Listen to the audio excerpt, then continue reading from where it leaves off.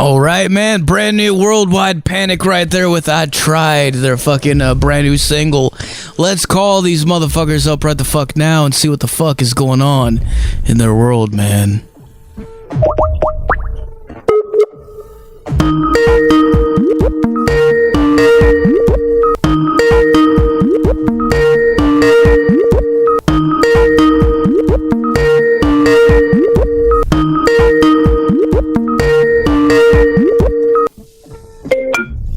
Hey, Zach. Hey, dude, what's going on, man? How you been, man? I'm doing great, dude. We've been doing good, man. You are live right now on the Zach Moonshine Show with Metal Devastation fucking radio.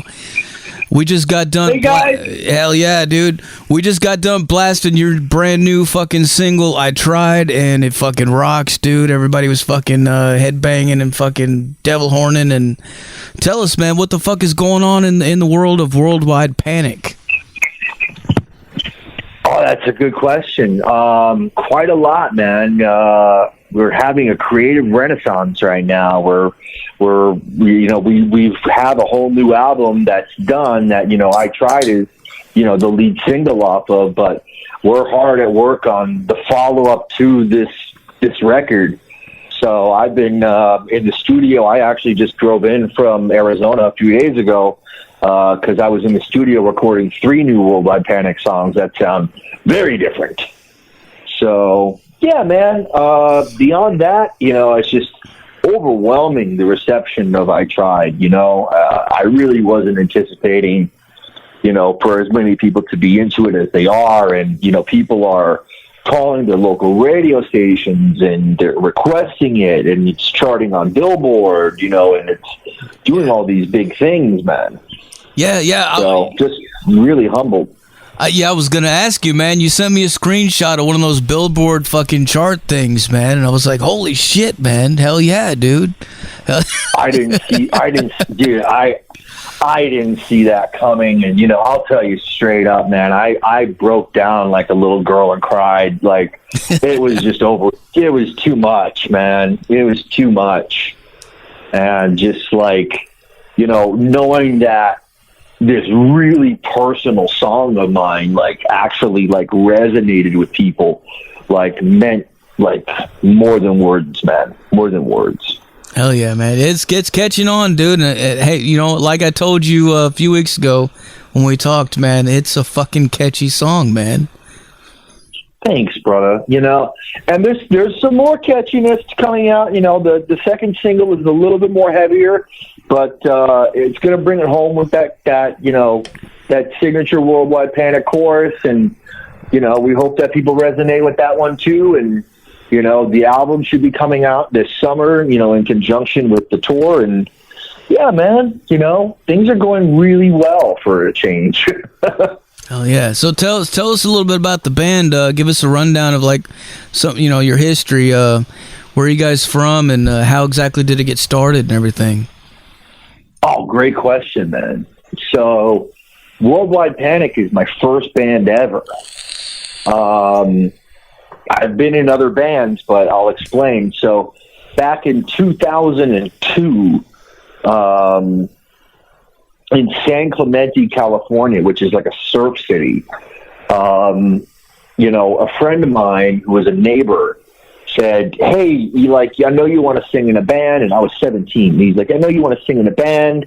And, I've been jamming with these guys. They're not really my style, but, I figured that you could, come and sing and try out. And I was like, okay. And I walked into a room, and these guys were well into their, late 30s, 40s, and I'm 17. And that happened to be the first incantation of Worldwide Panic. And I graduated high school. I got accepted to this music college called Musicians Institute. And my family and I threw a big graduation party, and we set up a stage in the backyard, and that was where I played my first show. And my first show was with Worldwide Panic. Yeah, so I went on to do some other things, I was in another band for a long time. I really put a lot of effort into that. I was in Motivator for a very short time. I ended up changing my life and getting sober, man, because I kept falling into these pitfalls that, musicians tend to fall into. And I was going to either end up dead or in jail, Mm-hmm. I didn't have a choice, so, I got my act clean, and I basically thought, hey, I got to be content with where my journey with music is, and I got to be content with what I've done, and, I got to move on with my life. And I did, and eventually I got bored, and the normality of life just didn't fit my lifestyle and my thought process. So, I was like, okay, I'm going to do this again. This is my last try. And like, what should I name the band? And I was like, oh, I should call it Worldwide Panic. So this thing that lay dormant for so long, it was just, the name just was so powerful to me. And I was just like, this is a no-brainer. And, yeah, man, it's been a crazy wild ride full of, going on some pretty big tours and, doing some big festivals and, and it's been a journey, man. And, I'm thankful to say I'm still here fighting the good fight. Definitely, man, definitely. And, speaking of the normalities with life and everything, right now it is anything but that. And I thought it was, I was laughing earlier when I was making the posts on Facebook about the interview tonight. I was like, Worldwide Panic, man. Fucking no shit, man. Like, everybody's in a fucking panic right now, man. So it's like, yeah. But I mean, I guess it could suit to any time, but at the time when you come up with that name, like, it was kind of, it was heavily influenced by the events of 9/11. Yeah. It was a year or two, away from that. And yeah, I was heavily influenced by the events of 9/11. Absolutely. I remember, man. I fucking remember, dude. Fucking Slayer put out the album God Hates Us All on that day. Do you remember that? Yeah, burning towers overhead, ticking time bomb with an infinite charge. I mean, it was crazily eerie for those who don't know. And by the way, Slayer is one of my favorite bands, and God Hates Us All is one of my favorite albums of all time. And, it is beyond eerie, those lyrics in that song Threshold and Exile, that, you know what I mean, right? Yeah. Dude, I remember that day. I was at the factory, and I walked into the break room, and I was I don't know, I was emptying the trash cans or something. I was on janitorial duty at that time, and I walked into the break room and I saw it on the TV screen, the fucking buildings getting hit and everything. I was like, "What the fuck is that?" Next thing I know, yeah, we all remember where we were. Yeah, we all remember where we were. The alarm goes off, and the fucking plant manager calls everybody up and is like, "Hey, everybody, go fucking home right now. We'll tell you when to come back to work." And I'm like, what the fuck is going on? So I left, and then when I got in my car, I was like, oh yeah, Slayer's new album came out today. I got to go by the mall and pick it up. So I drove by the mall, and I'm gonna at least pick this up on the way home before I get home and fucking get devastated by the news and everything, right? So I get to the mall, and the fucking security guards are standing out front. They're like, no, you can't come in here, man. I'm like, what the fuck? The country's under alert. I'm like, oh, come on, man. So I go down the road to another record store, and they let me in. They let me get the album, and I cranked it up in my car on the way home, and then I got home and turned on the news, and I was like, holy fuck, man, what the fuck is going on? But yeah, That every time it was like, oh shit, Tom Araya was just talking about this, and it happened. Every time I listen to that record now, man, it brings me back to that point. But yeah, it's weird. It was weird that the way that the timing of that was very strange. But yeah, again, listen to Threshold and listen to Exile and listen to those lyrics and, you know, Ticking Time Bomb with an Infinite Charge, Burning Towers Overhead. I mean, like, it really is just beyond eerie. So tell us about your upbringing, like your musical influences and stuff. Like, what got you into playing metal and brought you to where you are now? So it's not a happy story, Zach. You know, is it?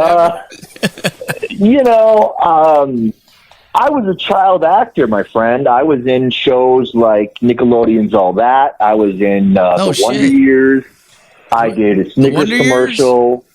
Yeah, yes. I used to watch that shit. I had a 4-episode arc, you know, and I was an actor. I was a child and teenage actor, and you know, I knew a thimbleful of metal and hard rock. Like I knew like Ozzy, I knew Metallica, I knew Rob Zombie, but I didn't know much else.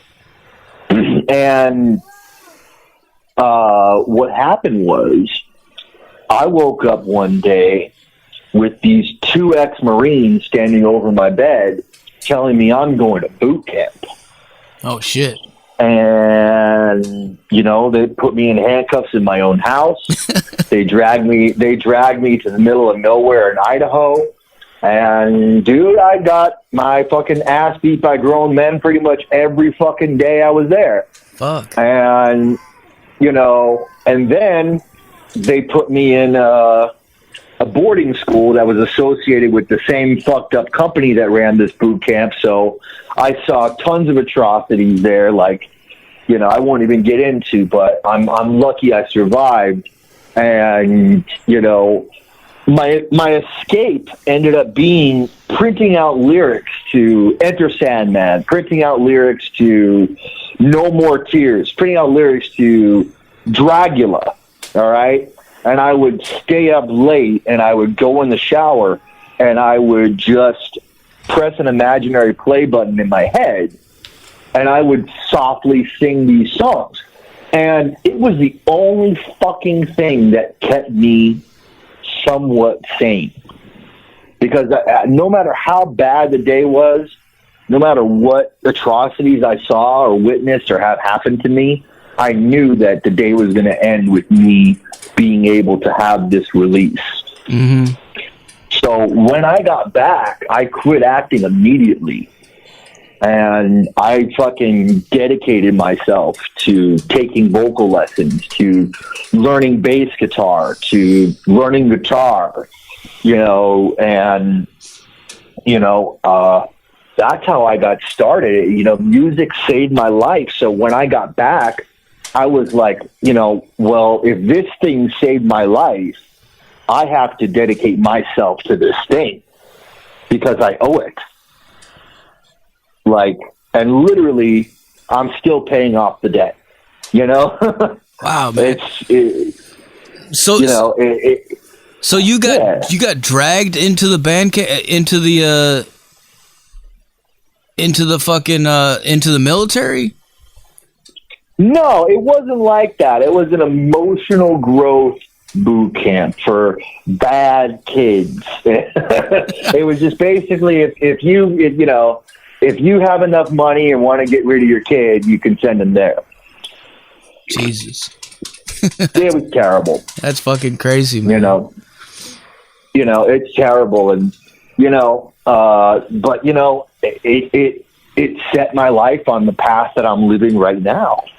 And, you know, from there, I decided that, you know, not only did I want to dedicate myself to music, but, you know, I ended up going to music college, you know, and that's where I graduated, you know, out of Musicians Institute. So, not only did I decide to dedicate myself to music, I really wanted to learn as much as I can. And I'm still learning to this day, man. I've never stopped.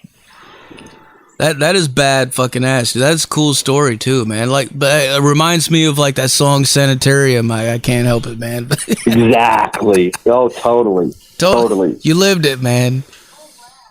But that's cool that you turned it into something positive. Like, you took that energy and you turned it into the drive to do something like that. And now look at you, man. Here you are, dude. It's totally strange, man, because I was like, hey, this music thing saved my life, so I have to dedicate myself to it. And like now with Worldwide Panic, don't let the band name fool you. I mean, we don't get up there and talk about that we're, big tough guys and all this other shit. We write songs that wear our emotions on our sleeve, like, Never Go Back. Never Go Back is a song about, not going back to a life not worth living. Party, is a song about, overcoming addiction and, all this other stuff. And You and Me is about, facing, the demon inside us all and overcoming that to become a better person, the person we were meant to be inside. And, when, I'm on these tours, man, it's just so fucking emotional because you see these kids singing along and they knew the lyrics. And you see these people come up and they show you their WP tattoo. And then, one person on their forearm had, "What is it like to love yourself?" And that's one of the lyrics from Never Go Back. And I was like, holy shit. Like, I'm doing what music did for me to other people. Yeah. And that's how I knew that I was doing something special. And whenever I want to quit or whenever I'm feeling down, I kind of remember that, like, hey, this isn't always about you. This is about reaching out to that kid, reaching out to that person, and changing their perspective and letting them know that they're not alone. And that's a big responsibility to take on, man. Yeah, definitely, man. You're not alone, and they're not alone, dude. The truth is, like what you're saying, I totally identify with it, and I think a lot of people do as well. I mean, I didn't go to boot camp, but music for so many people has always been one of those things that, like, at the end of the day, no matter what kind of fucked up bullshit you went through, that was the release. It's always there for you. Yeah, it is, man. It holds you. You put on your fucking headphones and you close your eyes and turn it up and just drift away into this world of whatever. And it yeah, man. Man. That's it's the closest thing that I know to divinity. I'm not a believer of organized religion, but I'm not one of these, guys who bash anybody for their beliefs at all. Like, don't misconstrue. I'm totally down for whatever anybody believes. I'm not one of those metalheads with upside down crosses. But to me, when you ask me, like, what was the closest thing that you could explain as divinity or religious experience, and I would say being on stage. That is the closest thing to what other people refer to as God. To me, it's my religion. That's awesome, man. Yeah, I mean, there's no doubt an energy that flows through music, and I think we all feel it.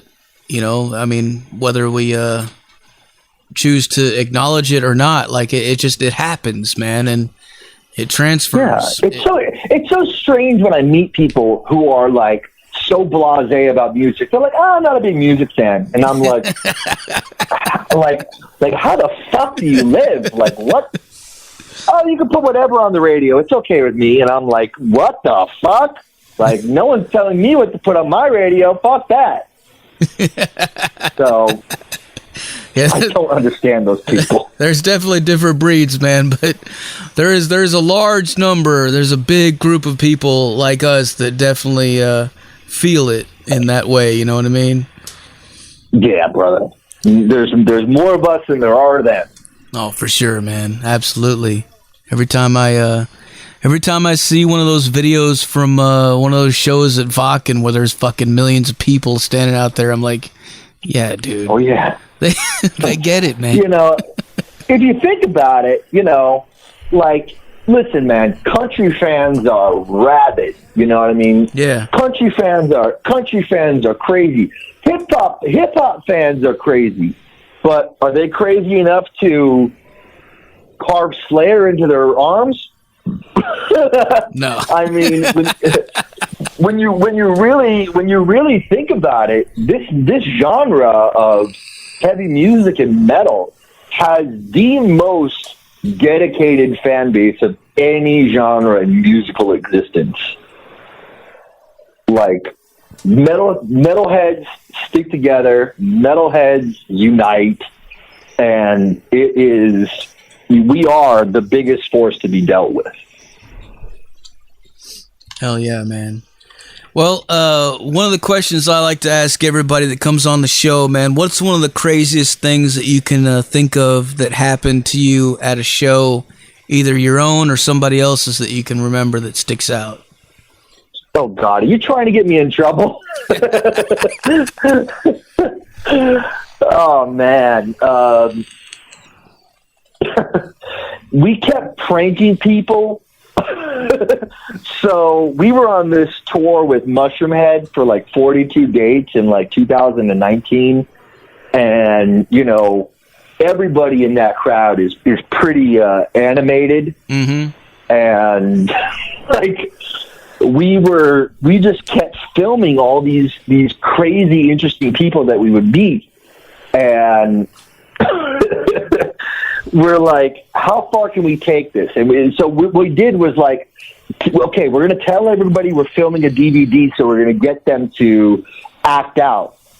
And like, basically, we were in Salt Lake City, and we were like, hey, dude, you know, you're drinking a beer, waiting in line for the bathroom. Like, why don't we get you in the bathroom right now, and you pour your beer into the toilet, and you drink it, and we'll film it for the DVD. And he's like, he goes to the bathroom. It's disgusting venue bathroom. And takes the beer, pours it into the toilet, and he's like, he looks at the camera and he's like, for the DVD. No way. He drank it out of the toilet? Oh my fucking God, man. That's fucked up. He's like, for the DVD. You know?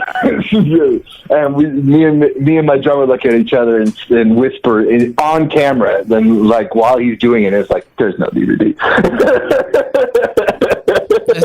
That sounds like something Dimebag would do, man. Yeah, there's no DVD. Holy shit. Well, so that was one of many crazy occurrences. All right, man. Well, I got some questions for you coming in from the chat room. Lady Red wants to know, have you ever played in Canada, or would you want to? I have not graced stage in Canada yet. You know, that's a huge goal of mine. Unfortunately, I have a DUI, which isn't great, and it was a pretty serious one. So I'm not quite sure if I'm even able to come to the great country of Canada. But lawyers can always make things happen, and it's on my list. It's on my bucket list of things to do. And I certainly would love to be back in Canada. I grew up in Washington State, so I was often visiting Canada while I was growing up. So I'm very, very fond of Canada. Oh yeah. Where are you living at now? I live in Pasadena, California. It is basically we are you know, whatever your political leanings are, that's fine. we're like basically as if there's been no progress with COVID at all. So, everybody else, like all these other cities, all these other counties, they're doing, they're getting back to normal life. The kids are going to school without the masks finally. But I mean, straight up, if we go to the grocery store not wearing a mask, we're going to get mask shamed. 100% lockdown. Oh my God. Pasadena is a beautiful place to visit, not to live right now. All right. Next question. Goat Blood Fetish wants to know, have you ever had any fights while on the road? Very good question. The answer is, how many? Which one? Jesus. Things are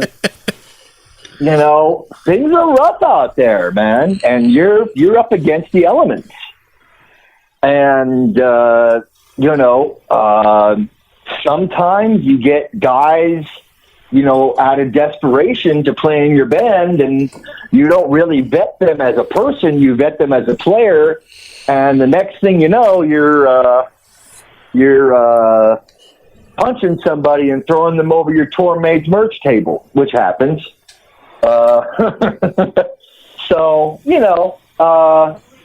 it's a pretty violent space out there. I've gotten threatened with guns.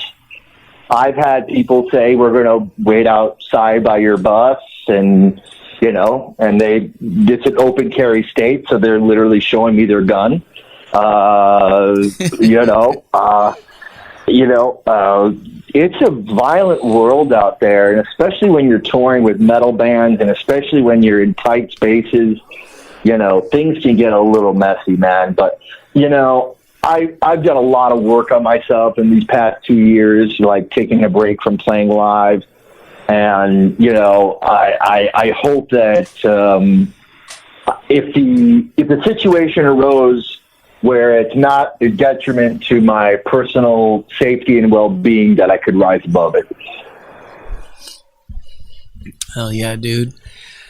All right, next question. Vicky wants to know, have you ever played in any haunted venues that you know of? Ooh, good question. So this place may or may not exist, I'm not sure. But it's a large theater in Detroit called Harpo's. And just plenty of people have died there. And I just got very weird vibes in my green room. Very weird vibes. And people did say that it is, in fact, haunted. But I would say the most haunting thing that I've experienced, and I don't know if it's haunted or not, but it's eerie. So we played a venue in Arizona called the Rock Box. Okay, some of these people already might know what it is, because I'm not a fan, but not to talk down. It's not my world. I guess the rapper Lil Peep died. He died in our green room. So they're like, "Yeah, you sure you want a green room, or you just want to hang out in your van?" And we're like, "Yeah, we want a green room." Like, come on, bro. Like, and they're like, "Well, just letting you know that, people talk about it, and this dude died, and it was in the press." And I was like, "All right." But that would be the most eerie, I would say. Oh, yeah. All right, next question. Thunderous wants to know, what's your favorite band? I got 5. Can I do 5? Yeah, what's your top 5? All right. Rammstein, Kiss, Pantera, Slayer, and here's the curveball, Strapping Young Lad. Oh, fuck yeah. I miss that band. I love that band. I just adore that band. Yeah. But my favorite band of all, if it came down to a scorched earth situation, I would definitely have to say Rammstein is my favorite band of all time. Oh, they're badass, man. Hell yeah. Next question is a double question. Lady Red wants to know, first she wants to know, when you're on stage, what do you wear, boxers, briefs, or nothing? And also, how many instruments can you play? Oh, cool. I like this question. So, those who have seen our press pictures, music videos, and seen us at the shows know that Worldwide Panic is a theatrical band. We wear wardrobe. We wear war paint on our arms, and it's very extensive, all that we do. So I have to be well supported, and I wear boxer briefs. But many shows I have gone commando because I want to pretend that there's something there to show off.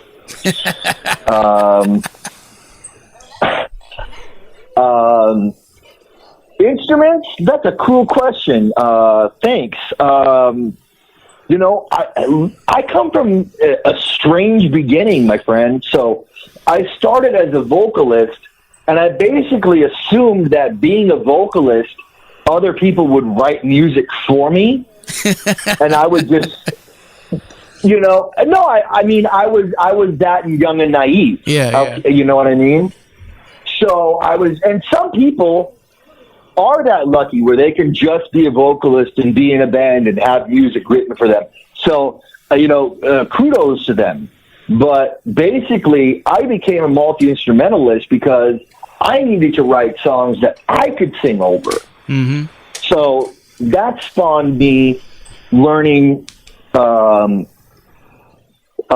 guitar, learning bass. It took me forever and a day until about 2 years. When COVID hit, I needed a hobby, and I actually took up drumming. And, as fun as I have performing on stage as a vocalist, drumming just has this element where your brain shuts off and the only thing you're focused on is the beat. And I've never experienced another instrument like it. And so once I got this little kick, I was like, okay. So I hit up my famous friend of mine who used to be in a band called Candiria. His name is Kenneth Schock. He's one of the most renowned metal drummers in the world. Also played with Fuel for many years. And I started taking lessons from him, and I pieced together the fundamentals of drums. So, I'm confident in my capabilities as, drums are for fun. I'm not there. But I really took to bass guitar, and it was always kind of a dream of mine because I would look at guys like Gene Simmons and Lemmy and, David Vincent from Morbid Angel was a big, big influence on me. And I was like, man, they look so cool up there, like lead vocalist with the bass, huh? And I was like, okay, I'm going to do this. So basically guitar, bass, a little bit of drums, and I can program some synthesizers and electronics and stuff like that. So that's where I'm at. Hell yeah, I feel you, man. Yeah, I make all my own music myself, so I totally understand. But I'll do the vocals, the guitar, and the bass, but then I use a fucking drum machine to put the drums because I haven't figured out the drums yet. But I gotta say, I program drums. Yeah, I program all my drums. I gotta say, man, when you add bass to a song, it totally brings it to a whole nother level. And I didn't realize that when I was a kid. I remember sitting in my room practicing on guitar and thinking, it's not fucking heavy enough. It doesn't sound like these records. It doesn't sound like Pantera and shit. And then it wasn't until late, when I realized when I started mixing music and putting it together, when you hear it layered, when you put the bass in there with the guitar and the drums, man, that's when it brings the whole thing up and it makes it so much more. But it's definitely cool, man. when you get that frequency of the bass locked in with the kick drum, it's just magical. Yeah. Totally, man. Totally. All right, man. Well, I guess I'm about out of questions for you. Is there anything else you want to let the people know? Hey, check out I Tried on all streaming platforms. Check out the music video. Go to worldwidepanicband.com for any and all things Worldwide Panic, including the video and merch. And if you are in the greater Los Angeles area or feel like traveling, April 3rd, Worldwide Panic will be making its triumphant return to the stage, supporting our brothers in Gemini Syndrome at the famous Whiskey A Go-Go. Nice. So hope to see you guys there, and check out the video, check out the song, and appreciate the support, brother. All right, brother. Well, before I let you go, can I get you to make us a station tag? Of course. All right, whenever you're ready, say something like, "This is Worldwide Panic, and you're listening to Metal Devastation Radio." Cool, brother. This is Lane Steele from Worldwide Panic, and you're listening to Metal Devastation Radio. Fuck yeah, man. All right, well, what I'm going to do now is I'm going to blast some more Worldwide Panic for these motherfuckers so they can go fucking into a full panic, all right? Sounds like a plan. Fuck yeah, dude. Thanks a lot for taking the time to talk to us, man. Thank you, Zach. All right, man. We'll talk to you later. Cheers. Take care, buddy. There you have it, folks. Worldwide Panic live on the Zach Moonshine Show with Metal Devastation Radio. Like I said earlier, put your speakers in your windows, put them in your front lawns, put them in your neighbor's driveway, put them everywhere. If you don't see U-Haul trucks tomorrow, either you're not blasting it loud enough like I am, or you're just surrounded by fucking crazy metalheads, which is actually pretty fucking cool if that's the case, man. I don't know, man. If that's the case, send me screenshots. I want to see pictures of people headbanging in their fucking front yards, man. Send that shit to me and I'll post it on fucking Facebook. I'm serious, I will. Crank it the fuck up loud as a fuck. This is Worldwide Panic.